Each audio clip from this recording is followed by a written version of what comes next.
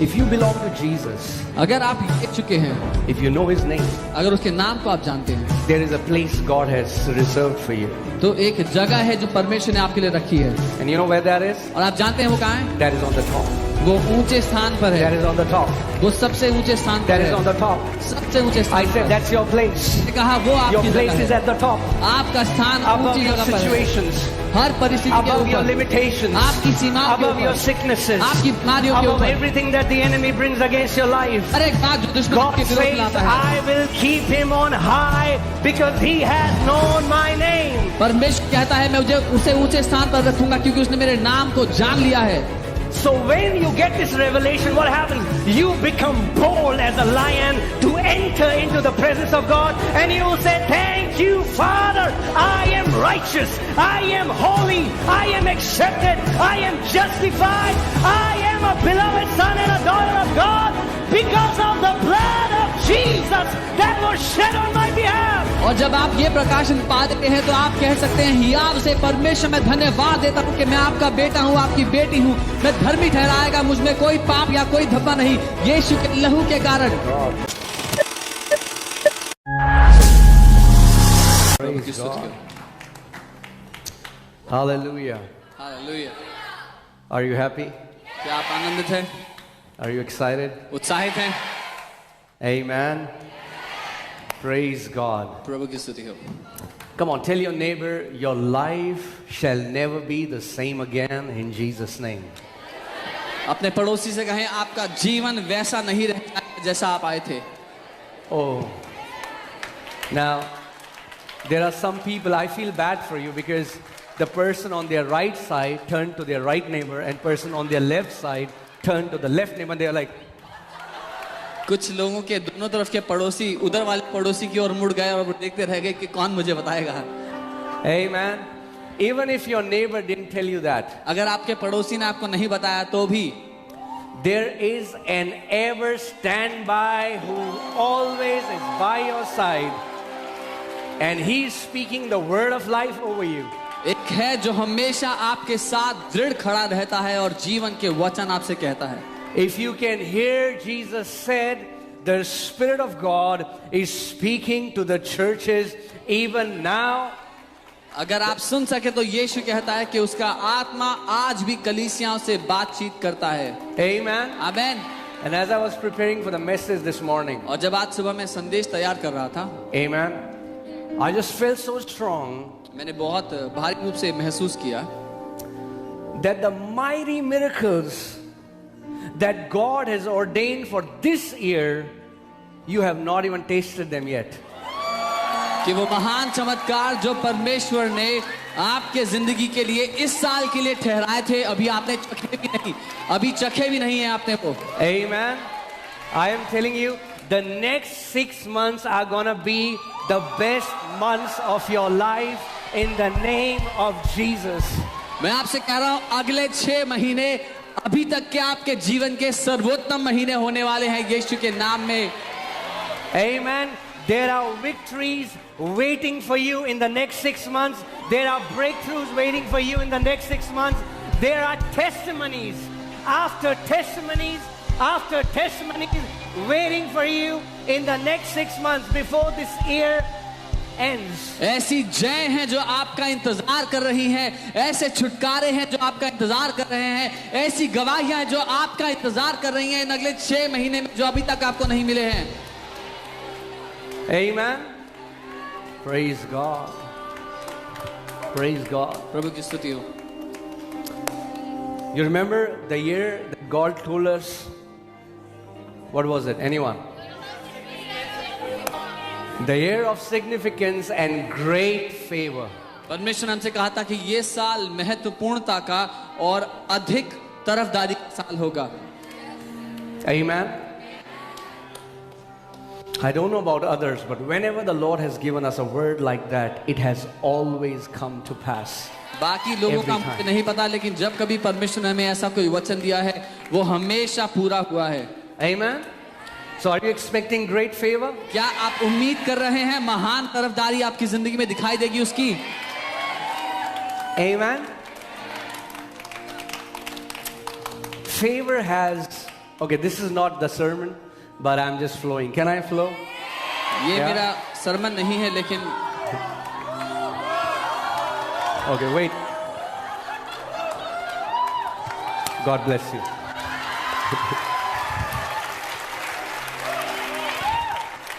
Amen. Because what you're going to receive is much more powerful than any currency of this world. क्योंकि जो आपको मिलने वाला है वो इस दुनिया की कितनी भी धनराशि से कई ज्यादा महान है। Amen. You know, some of you would know how aeroplanes fly. आप में से कुछ लोग जानते हैं कि एरोप्लेन्स कैसे उड़ते हैं। When aeroplanes attain a certain velocity, a certain speed, what happens is that speed gives a lift to that aeroplane. जब एरोप्लेन एक गति से चलने लग जाए और एक तेजी पकड़ ले तो वो तेज ही एरोप्लेन को ऊपर को धकेलती है हवा में। Speed will always lift you up. तेजी हमेशा आपको ऊंचाई देगी। And that's what favor does. When great favor starts operating in your life, God will give you acceleration, and when acceleration will hit you, He will lift you up. और यही होगा जब महान तरफदारी आपकी जिंदगी पर आती है तो परमेश्वर आपके जीवन को तेज गति देते हैं, तेजी से आप जीवन में आगे बढ़ते हैं और उसकी वजह से आप ऊपर ऊंचे उठाए जाते हैं अपने जीवन में। Amen. You know, the Bible says when the enemy comes in like a flood, Bible कहती है जब दुश्मन एक बाढ़ की तरह आएगा। flood will not give you any warning. बाढ़ किसी को चेतावनी नहीं देती। And the Bible says many times enemy tries to come in like a flood. और बाइबल बताती है कई बार दुश्मन बाढ़ की तरह आने का प्रयास करता है। But flood can only harm you लेकिन if you are down. बाढ़ केवल तभी नुकसान कर सकती है अगर आप भूमि पर हैं, नीचे हैं। If you're flying on an aircraft and you're seeing the floody area, you are unaffected by it. अगर आप एक हवाई जहाज में उड़ रहे हैं और देख रहे हैं नीचे भूमि पर बाढ़ है तो वो आपका कुछ बुरा नहीं कर सकती। And the Bible says when the enemy comes in like a flood, Holy Spirit will lift your standard. The Spirit of God will lift you up so that the enemy cannot affect you anymore. और Bible कहती है जब दुश्मन एक बाढ़ की तरह आपके विरोध में आता है, पवित्र आत्मा आपको उठाकर एक ऊंचे स्तर पर रख देता है जहां पर दुश्मन आपको छू भी नहीं पाता। Amen. And if you can hear the sound of the Spirit, the Holy Spirit is every time saying to you, come up higher. और अगर आप आत्मा की आवाज सुनेंगे तो पवित्र आत्मा हमेशा ये न्योता देती है कि ऊपर की ओर आ जाओ, ऊंचाई पर आ जाओ। In Psalm 91, God says, भजन 91 में परमेश्वर ने कहा, I will set him on high because he has known my name. क्योंकि उसने मेरे नाम को जाना है, मैं उसे ऊंचे स्थान पर रख दूंगा। Amen. If you belong to Jesus, अगर आप ये चुके हैं, if you know his name, अगर उसके नाम को आप जानते हैं, there is a place God has reserved for you. तो एक जगह है जो परमेश्वर ने आपके लिए रखी है। And you know where that is? और आप जानते हैं वो कहाँ है? That is on the top. वो ऊंचे स्थान पर That है। is on the top. वो सबसे ऊंचे स्थान That पर is on है। the top. सबसे ऊंचे I स्थान said पर। that's your place. मैंने कहा वो Your आपकी place जगह is है। at the top. आपका स्थान Above ऊंची your जगह पर है। situations. हर परिस्थिति के Above your ऊपर, limitations. आपकी सीमाओं के Above your ऊपर, sicknesses. आपकी बीमारियों के Above ऊपर, everything that the enemy brings against your life. हर एक बात जो दुश्मन God के विरोध में says, लाता है। I will keep him on high because he has known my name. परमेश्वर कहता है मैं उसे ऊंचे स्थान पर रखूंगा क्योंकि उसने मेरे नाम को जान लिया है। Amen. He's waiting for you. वो आपका इंतजार कर रहा है। He says, if you're willing and obedient, वो you will कहता है- eat the best of the land. अगर इच्छुक हो और आज्ञाकारी हो तो अपनी भूमि का सर्वोत्तम तुम खाओगे। Amen. So become willing.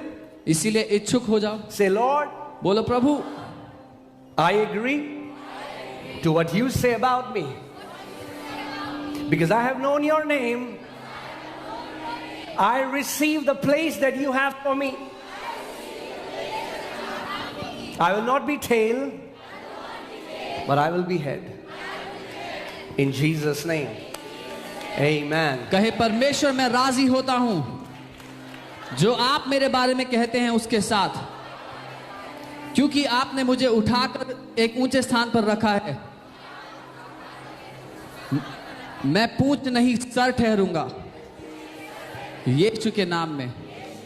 आमीन। Amen.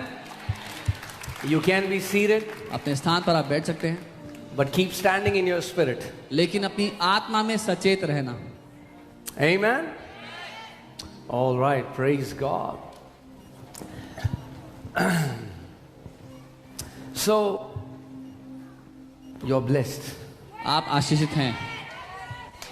Amen. आमीन। You're blessed. आप आशीषित हैं, Because you're going to hear something that will transform not only you, but your generations. क्योंकि आप कुछ ऐसा सुनने वाले हैं जो ना केवल आपको लेकिन आपकी पीढ़ियों को बदल देगा। Amen. आमीन। So, we have spoken a lot about faith. हमने विश्वास के बारे में बहुत बात की है। We have spoken a lot about faith in the blessing, हमने उस आशीष पर विश्वास करने के बारे में बात की the है, goodness of God. परमेश्वर की भलाई के बारे में बात की है। And I think we need to talk a lot about faith in the blood.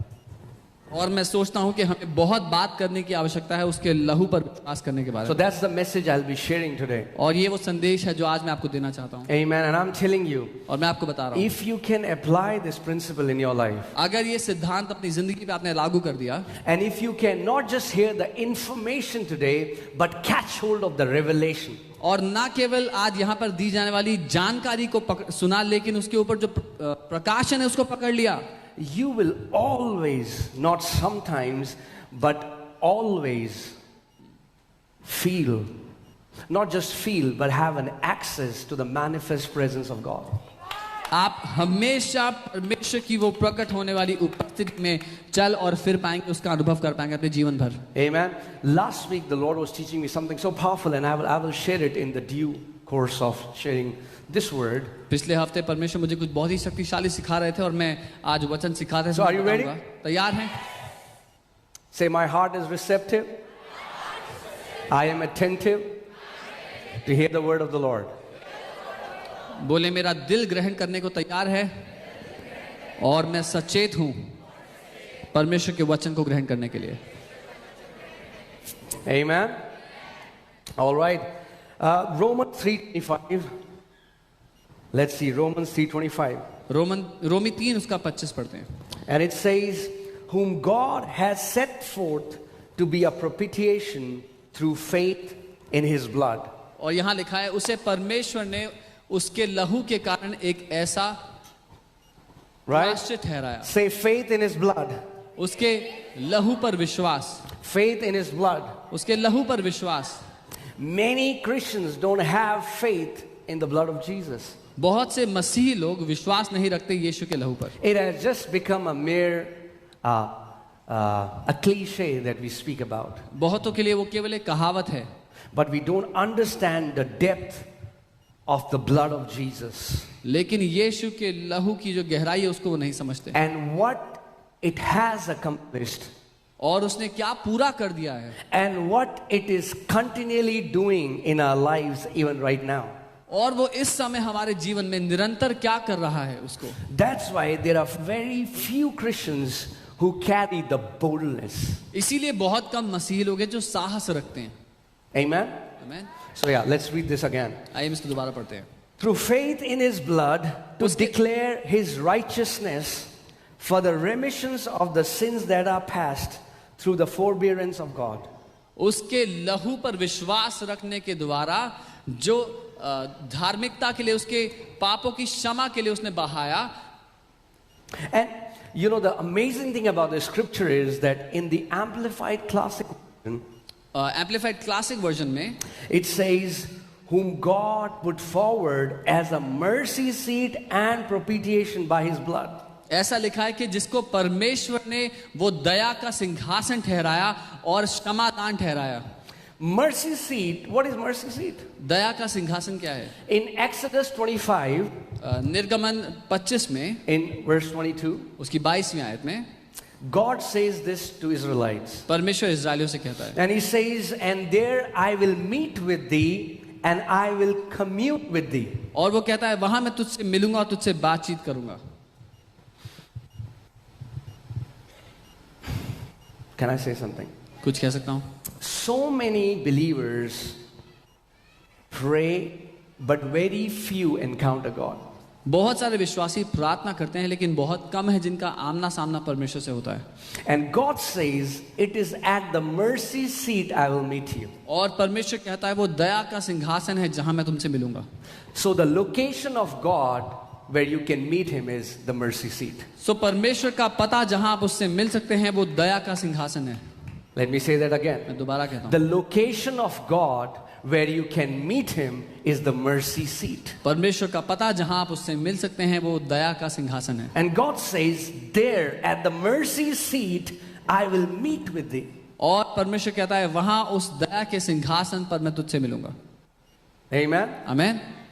And I will commune with thee. और तुझसे बात करूंगा. Mercy seat was the place where the blood was applied. दया का सिंहासन वो जगह है जहां पर लहू लगाया जाता था. Mercy seat was the place where God's glory was manifested.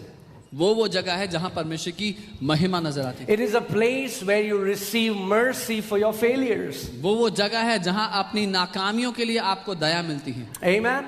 If you want to receive, अगर आप ग्रहण करना चाहते हैं, enjoy, आनंद लेना चाहते हैं and possess the full inheritance that belongs to you in Christ Jesus, it will only happen to you through the blood of Jesus. और कब्जा करना चाहते हैं उस पूरी विरासत पर जो यीशु में आपको दे दी गई, वो केवल यीशु के लहू के द्वारा ही हो पाएगा. And that's what religion has done. What happened is when there were believers who started to live holy, they started to live better than anyone else, their faith came on them rather than the blood. और धर्म ने यही किया, जब लोग अपने धार्मिक कामों पे, अपने भले कामों के भरोसे जीने लग गए दूसरों के बदले, दूसरों की तुलना में, तो उनका भरोसा अपने धार्मिक कामों पर आ गया. And that's why Christianity today is so powerless, because it has just become mere behavior modification. और इसीलिए आज मसीहत इतनी कमजोर हो गई है क्योंकि वो सिर्फ व्यवहार बदलने के बारे में बन गई. And we don't understand that we were never called to have faith in ourselves. We were called to have faith in the blood of Jesus that is alive and that is eternal. और हम ये नहीं समझते कि हम अपने कामों पर भरोसा करने के लिए, विश्वास करने के लिए नहीं बुलाए गए, लेकिन यीशु के लहू पर भरोसा करने के लिए बुलाए गए जो अनंत के लिए भाग चुका है. Amen. See, for example, you're fixing a meeting with someone. You say, Pastor, I want to meet you. Let's meet. Your second question should be, where should we meet? उदाहरण के लिए आप किसी से कहते हैं कि मैं आपसे मिलना चाहता हूँ और वो कहते हैं हाँ, तो दूसरा सवाल होगा कहाँ मिलना है. Where should we meet and what time should we meet? कहाँ मिले, कितने बजे मिले. Amen. And when you have an appointment with God, और जब परमेश्वर के साथ आपकी मुलाकात होती है, the address is mercy seat, उसका पता वो दया का सिंहासन and है, the time is whenever you are available. और समय है जब आप उपलब्ध हैं तब. If you are available, your heavenly Father says, I am available. अगर आप उपलब्ध हैं, आपका स्वर्गीय पिता कहता है मैं But he उपलब्ध हूं. tells you where he will meet you. लेकिन वो आपको जगह बताता है कहाँ वो मिलेगा. He will meet you at the mercy seat. वो आपको उस सिंहासन पर मिलेगा. Amen. You know, God will meet you any place where the blood is honored and the blood, you enter through the blood. परमेश्वर आपको किसी भी उस जगह मिलेगा जहां पर उसके लहू का आदर है, उसके लहू के द्वारा ही आप प्रवेश करते हैं. Amen. You know, that's the crazy thing about the power of the blood. लहू की जो सामर्थ्य है उसके बारे में. If you trust in your own righteousness, अगर आप खुद के धार्मिक कामों पर भरोसा करेंगे, you will never have boldness to go before God. तो आप कभी साहस नहीं रख पाएंगे परमेश्वर के सामने जाने के लिए. And can I tell you one thing? और एक बात बताऊं, Hear this carefully. ध्यान से सुनिए. The only thing that opens the doors to the manifest glory of God is boldness. केवल एक ही दरवाजा है जो परमेश्वर की उस महिमा के लिए आपका दरवाजा खोलता है, वो है हियाव, साहस. Now, I really want you to pay close attention, because I might say some things that are a little deep, and I'll try to simplify it.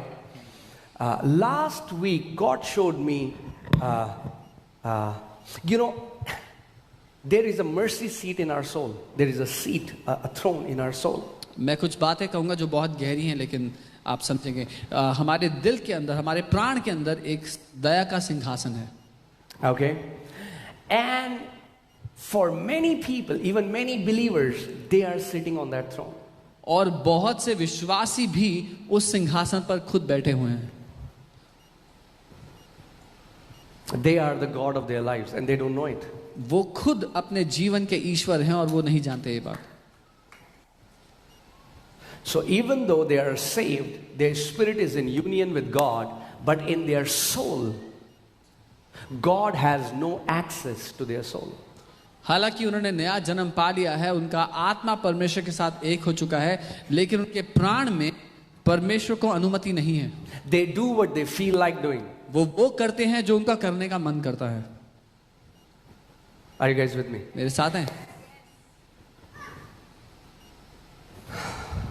And majority of believers, और अधिकतर विश्वासी, I just want to be careful how I'll share this. कैसे कहूँ, मैं ध्यान से कहना चाहता हूँ इस बात को. Majority of believers, अधिकतर विश्वासी, they are either living in self-righteousness or they are living in condemnation. या तो वो अपने धार्मिक कामों पर भरोसा करते हुए अपनी आंखों में सही जीवन जी रहे हैं, या फिर वो एक दोष भावना में जीवन बिता रहे हैं. In simple words, they think either they are too good or they think they are too bad. आसान शब्दों में कहूं तो या तो विश्वासी समझते हैं कि वो बहुत ही ज्यादा अच्छे हैं, या वो समझते हैं वो बहुत ही ज्यादा बुरे हैं. And the problem with that is, it's still about them. और इस मुद्दे में समस्या यह है कि अभी भी केंद्र वो खुद हैं. Amen. The Israelites who were inside their house when God told them to sacrifice the lamb, their confidence, their faith was not in their ability. Their faith was what in God said about the sacrifice of the lamb. जो इजरायलियों को परमेश्वर ने मेमने को वध करके उसका लहू लगाने को कहा था, उन इजरायलियों का भरोसा अपने अच्छे कामों पर नहीं था, अपनी क्षमता पर नहीं था. उनका भरोसा परमेश्वर ने जो कहा था उस बलिदान के बारे में, उस बात पर था. I just pray that I can, God will give me that friends too. Many times it's in there, but I'm not able to bring it out. मैं Okay. यही प्रार्थना करता हूँ कि परमेश्वर मुझे वो शब्द दे. भीतर होता है पर बाहर नहीं आता. So if you are living in your strength or your weakness, you will never carry boldness. अगर आप अपनी मजबूतियों में, अपनी कमजोरियों में जिएंगे तो आप कभी भी साहस में नहीं जिएंगे. And as I said, in your spirit man, you're already united with God. और जैसा मैंने कहा था, अपनी आत्मा में परमेश्वर के साथ एक है. But what you're experiencing right now is what is happening in your soul. लेकिन जो आप अनुभव कर रहे हो जीवन में, वो है जो आपके प्राण में समय हो रहा है. Are you guys with me? मेरे साथ हैं. You're experiencing what is happening in your soul. आप वो अनुभव कर रहे हो जो आपके प्राण में समय हो रहा है. That's why the Bible says in Hebrews 4:16, let us therefore come boldly to the throne of grace. इसीलिए इब्रानी 4:16 में लिखा है, तो हम साहस से उस अनुग्रह के सिंहासन के सामने आ जाते हैं. Let us do what? Come boldly. हम साहस के साथ आते हैं. Throne of grace is the same as the mercy seat in the old covenant. वो अनुग्रह का सिंहासन वही दया का सिंहासन है पुराने नियम. What happens when you will come boldly before the throne? क्या होता है जब आप साहस के साथ उसके सामने आते हैं? You will obtain mercy आप दया पाते हैं and find grace और अनुग्रह पाते हैं in the time of need. जरूरत के Now hear समय. this. I want you to pay attention to this thing. Let us come. मैं चाहता हूं ध्यान से देखें, यहाँ पर लिखा है आओ हम. There is a coming. आने की आवश्यकता है. There is a coming from your side. हमारी ओर से, आपकी ओर से. Many believers, when they hear the message of grace, they think now, okay, everything will happen automatically. No, there is a coming that God expects from your side. बहुत से विश्वासी जब अनुग्रह का संदेश सुनते हैं तो वो कहते हैं अपने आप हो जाएगा, लेकिन बाइबल बता रही है आवश्यकता है हमें आने की. You want to obtain mercy? You want to find grace? God says, come. क्या आपको दया चाहिए अपने जीवन के लिए, अनुग्रह की आवश्यकता है, तो परमेश्वर कहता है आओ. The Bible never says that it will automatically fall in your lap. If you have to find mercy and obtain grace, God says you have to come to me and you have to come boldly. Bible कहती है अपने आप नहीं होगा. अगर आपको अनुग्रह की आवश्यकता है और दया की आवश्यकता है तो आपको आना होगा मेरे सामने और साहस के साथ आना होगा. Amen? Amen. It's only the boldness that will open the doors to the mercy seat. केवल साहस ही है जो उस अनुग्रह के, उस दया के सिंहासन का दरवाजा खोलेगा आपके लिए। Prayers like, oh God, I am mud, I am dust, I am nothing, I am an insect. These kind of prayers don't open the access gate to the glory realm of God. इस तरह की प्रार्थना कि मैं तो मिट्टी हूं, मैं तो कीड़ा हूं, मैं तो ये हूं वो हूं, इस तरह की प्रार्थनाएं उस सिंहासन का दरवाजा नहीं खोलते। False, you know what? God can smell false humility from far. परमेश्वर झूठी नम्रता को दूर से सूंघ लेता है, पहचान लेता है। You aren't impressing God when we say words like these. ऐसी बातें कहकर आप परमेश्वर को आनंदित नहीं कर रहे, खुश नहीं कर रहे। Amen. आमीन। God says there is only one attitude that will allow you to enter in my presence in your soul, and that is when you come to me with boldness. परमेश्वर कहता है एक ही रवैया है जिसके द्वारा तुम मेरे सिंहासन के सामने आ सकते हो अपने उस प्राण में, और वो है साहस के साथ। Amen. Let us therefore, इसीलिए हम, whenever you read therefore in the Bible, you need to ask what is therefore. जब कभी बाइबल में आप पढ़ते हैं कि इसीलिए, तो आपको पता लगाना है किस लिए। Many times the Bible says therefore. Bible कहती है इसीलिए। So stop. रुक जाओ। Says why is therefore? तो पूछो कि इसलिए क्यों लिखा है। And you will find it when you'll go to a scripture that's before it. और जब आप उससे पीछे की आयत में जाएंगे तो आपको जवाब मिल जाएगा। How can you have boldness? कैसे साहस होगा? How will you have boldness? कैसे आपके पास हियाव होगा, साहस Because होगा? the Bible says, for we do not have a high priest who cannot sympathize with our weaknesses. क्योंकि बाइबल कहती है हमारा ऐसा महायाजक नहीं है जो हमारी कमजोरियों के साथ, हमारी कमजोरियों में हमें अनदेखा कर दे। Now wait a minute. We think, हमें लगता है, as long as we have weaknesses, we cannot have boldness. हमें लगता है कि जब तक हमारे जीवन में कमजोरियां हैं हम साहस नहीं रख सकते। Isn't that true or not?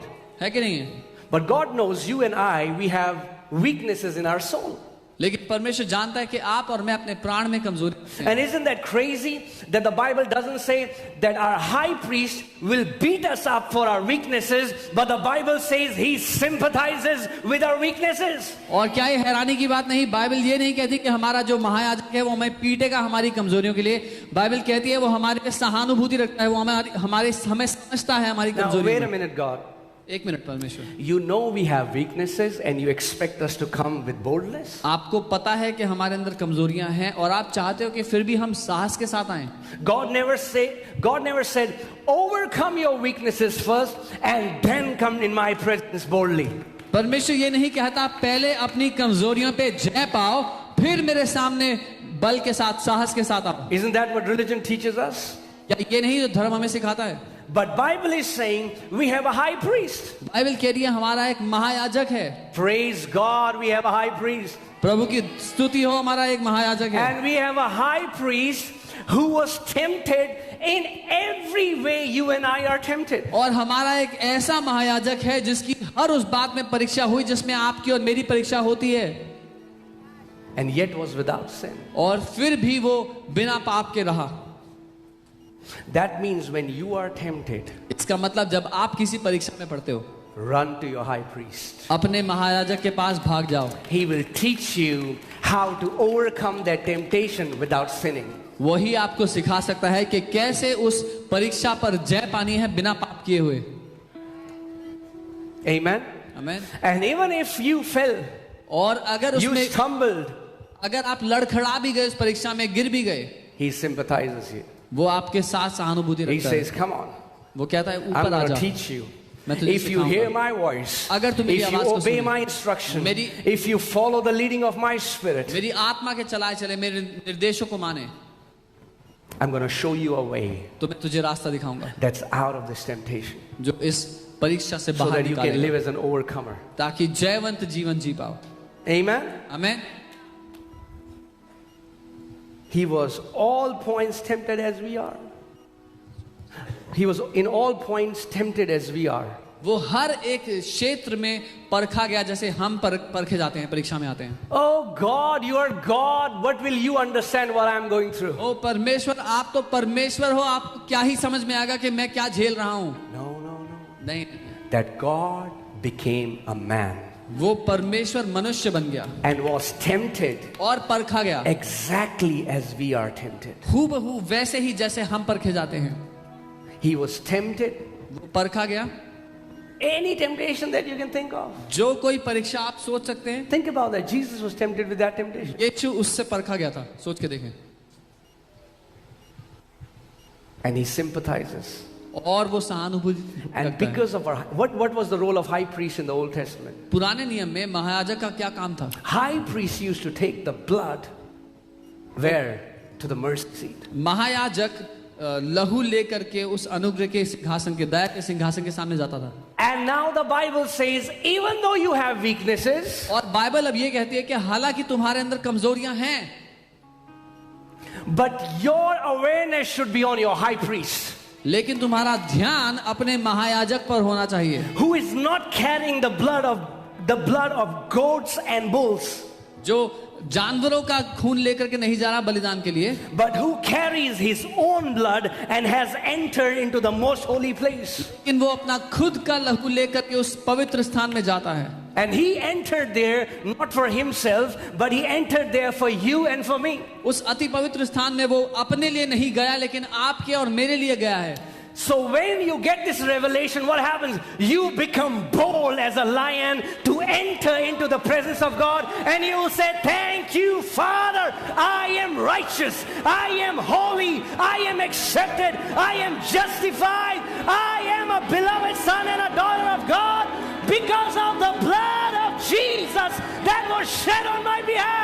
और जब आप ये प्रकाशन पा देते हैं तो आप कह सकते हैं, हियाव से परमेश्वर मैं धन्यवाद देता हूं कि मैं आपका बेटा हूं, आपकी बेटी हूं, मैं धर्मी ठहराएगा, मुझ में कोई पाप या कोई धब्बा नहीं, यीशु के लहू के कारण. Amen.